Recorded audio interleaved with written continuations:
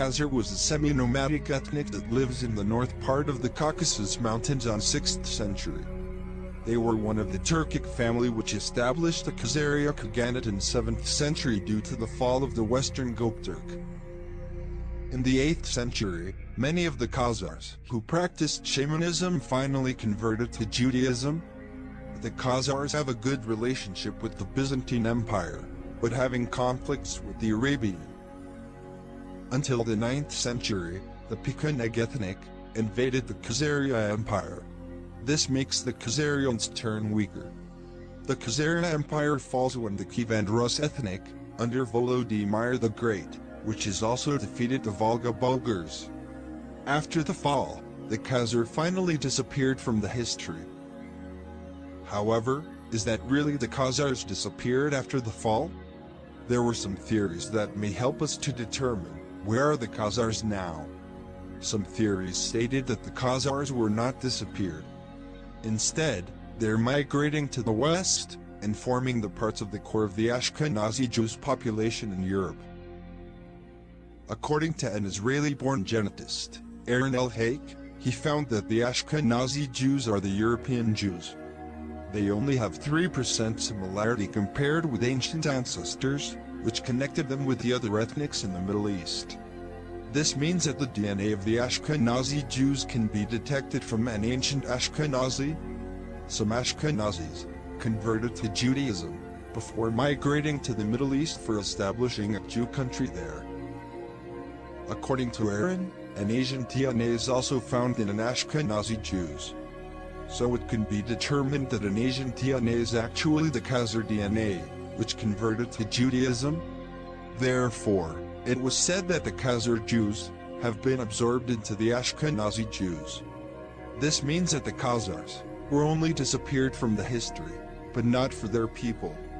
Some of the Khazars were also assimilated with Turkic and Cumans.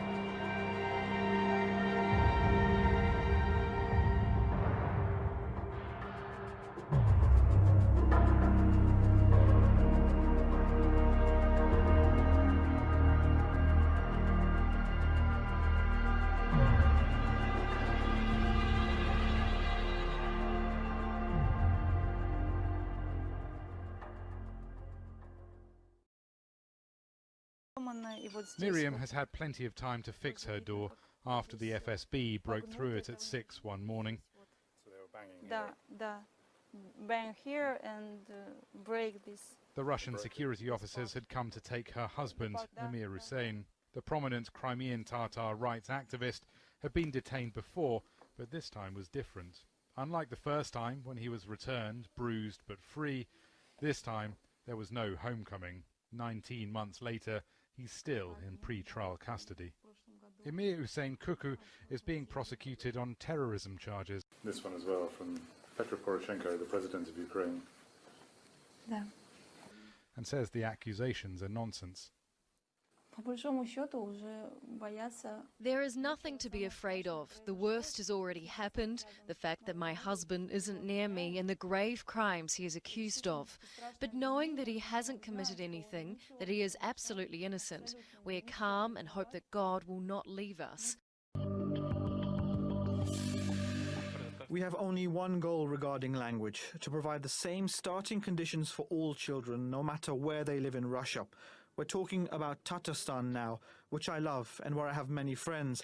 But Tatars live not only in Tatarstan, about half of them live in other Russian regions, and all of them must have equal starting conditions.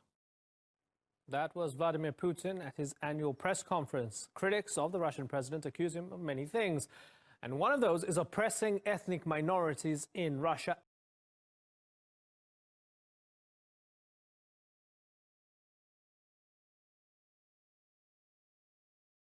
Especially Tatars. Moscow's relations with Russia's Tatar community have been strained for quite some time. Something is always happening. But when it happens, people don't always see it, or understand it, or accept it. Especially Tatars. Moscow's relations with Russia's Tatar community have been strained for quite some time. But things seem to be getting worse. Last year, local governments were pressured into abolishing local language courses in the ethnic republics. It was a move that led to protests, but Putin stands by the decision, saying it's unacceptable to force a man to learn a language that's not his own. So, is Moscow imposing its own identity onto ethnic minorities? Well, to get more on this, I'm joined now from the Georgian capital, Tbilisi, by Neil Hauer. He's a security analyst focused on Russia and the Caucasus. Neil, good to talk to you again on the Newsmakers. In general, does Russia have a problem with the Republic of Tatarstan? Tatarstan is a very difficult issue for Russia in that it was after Chechnya in the 1990s, the republic that Russia had the most problems with. Chechnya went the more absolute and the more extreme course of declaring independence. And Russia, of course, as we know, had to enter the two wars there to reclaim it. And Tatarstan came close. It had a referendum on its sovereignty, and it stopped short of declaring independence, but it used the results of this referendum to negotiate a privileged position with its relation with Moscow in the center that other republics don't have. And because of this, Vladimir Putin has always viewed it as a difficult issue, and now he's finally moving to bring it further back under central control.